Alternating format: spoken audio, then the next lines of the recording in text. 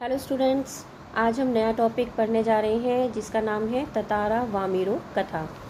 Chapter 3 है आपका गद्य खंड का ये, और इस चैप्टर के लेखक हैं लीलाधर मंडलोई। बहुत समय पहले जब लिटिल अंडमान और कार निकोबार एक साथ जुड़े हुए थे, तब वहाँ एक बहुत सुंदर गांव हुआ करता था। उसी गांव के पास एक सुंदर और शक्तिशाली युवक रहता था जिसका नाम ततारा था। निकोबार के सभी व्यक्ति उससे बहुत प्यार करते थे। इसका एक कारण यह भी था कि ततारा एक भला और सबकी मदद करने वाला व्यक्ति था। जब भी कोई मुसीबत में होता तो हर कोई उसी को याद करता था और वह भी भागा भागा वहाँ उनकी मदद करने के लिए पहुँच जाता था। ततारा हमेशा अपनी पारंपरिक पोशाक ही पहनता था और हमेशा अपनी कमर में एक लकड़ी की तलवार को बांधे रखता था। लोगों का मानना था कि उस तलवार में लकड़ी की होने के बावजूद भी एक अनोखी दैवीय शक्ति है। ततारा कभी भी अपनी तलवार को अपने से अलग नहीं करता था। वे दूसरों के सामने तलवार का प्रयोग भी नहीं करता था। ततारा की तलवार जिज्ञासा पैदा करने वाला एक ऐसा राज था जिसको कोई नहीं जानता था। जिज्ञासा यानी सब लोग जानना चाहते थे कि उसकी लकड़ी की तलवार में आखिर ऐसी क्या शक्ति है। एक शाम को ततारा दिन भर की कठोर मेहनत करने के बाद समुद्र के किनारे घूमने के लिए चल पड़ा। समुद्र से ठंडी ठंडी हवाएं आ रही थीं।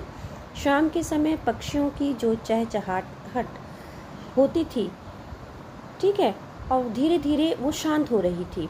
अपने ही विचारों में खोया हुआ ततारा समुद्री बालू यानी रेत, समुद्री बालू पर बैठकर सूरज की आखिरी किरणों को समुद्र के पानी पर देख रहा था जो बहुत रंग बिरंगी लग रही। तभी कहीं से उसे मधुर संगीत सुनाई देता है जो उसी के आसपास कोई गा रहा था। ततारा बेचैन मन से उस दिशा की ओर बढ़ता गया। आखिरकार ततारा की नज़र एक युवती पर पड़ती है। उस युवती को यह नहीं पता होता कि वह युवक उसे बिना कुछ बोले बहुत देर से देख रहा था। उसी समय अचानक एक ऊंची लहर उठी और उसको भिगोकर चली जाती है। इस तरह अचानक भीगने से वह युवती हड़बड़ा गई और अपना गाना भूल गई।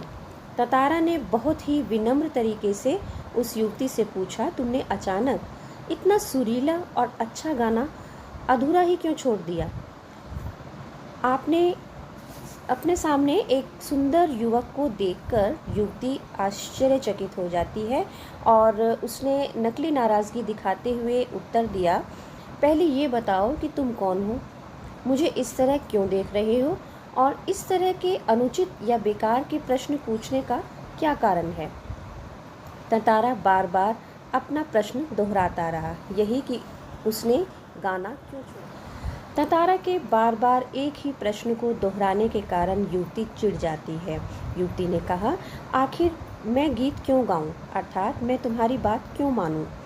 क्या उसे गांव का नियम नहीं मालूम कि एक गांव का व्यक्ति दूसरे गांव के व्यक्ति से बात नहीं कर सकता? इतना कहकर युवती जाने के लिए तेजी से मुड़ी। उसके मुड़ते ही मानो ततारा को कुछ होश आया। अब उसे अपनी गलती का एहसास हो रहा था। ततारा उस युवती के सामने चला गया और उसका रास्ता रोककर लाचारी के साथ प्रार्थना करने लगा कि तुम बस अपना नाम बता दो तो मैं तुम्हें जाने दूंगा। ततारा द्वारा नाम पूछे जाने पर युवती ने जवाब दिया, वामीरो। यह नाम सुनना था कि ततारा को ऐसा लगा जैसे उसके कानों में किसी ने रस घोल दिया हो। ततारा ने वामीरो से कहा कि कल वह वही चट्टान पर उसकी प्रतीक्षा करेगा। वह वामीरो को ज़रूर आने के लिए वामीरो ने ततारा के बारे में बहुत सी कहानियाँ सुनी हुई थी। उसकी सोच में ततारा एक बहुत ही शक्तिशाली युवक था, परंतु वही ततारा जब वामीरो के सामने आया तो बिल्कुल अलग ही रूप में था। वह सुंदर और शक्तिशाली तो था ही, साथ ही साथ वह बहुत शांत, समझदार और सीधा साधा भी था। वह बिल्कुल वैसा ही था जैसा वामीरो अपने जीवन साथी के बारे में सोचती थी, परंतु दूसरे गांव के युवक के साथ उसका संबंध रीति रिवाजों के विरुद्ध था।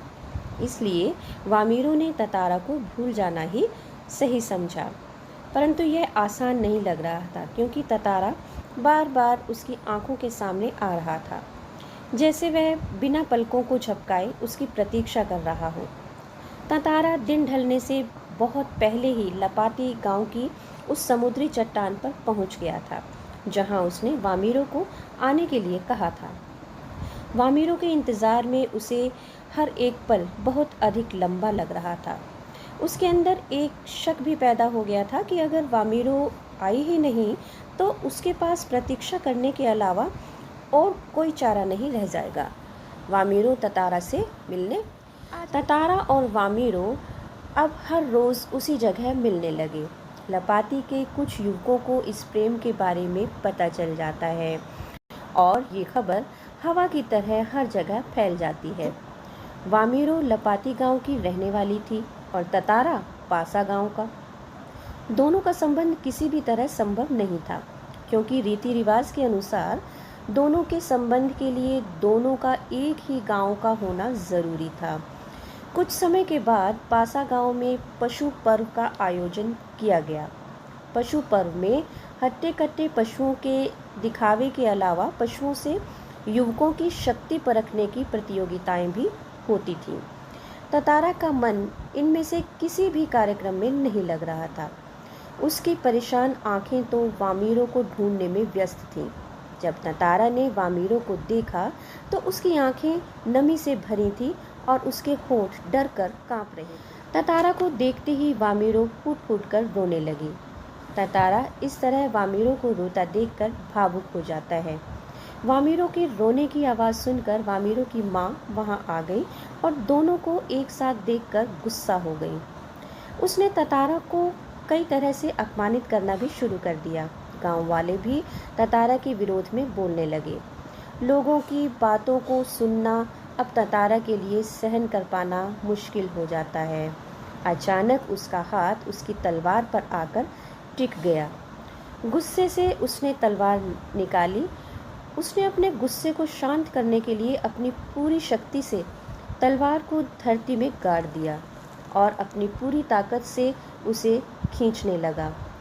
जो लकीर ततारा ने खींची थी उस लकीर की सीध में धरती फटती जा रही थी। ततारा द्वीप के एक ओर था और वामीरो द्वीप के दूसरी ओर।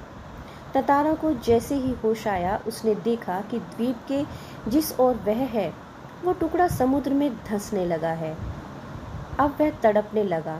वह छलांग लगाकर दूसरी ओर जाना चाहता था परंतु उसकी पकड़ ढीली पड़ गई और वह नीचे की ओर फिसलने लगा। वह उस कटे हुए द्वीप के उस आखिरी भूभाग पर बेहोश पड़ा हुआ था जो संयोगवश उस द्वीप से जुड़ा हुआ था।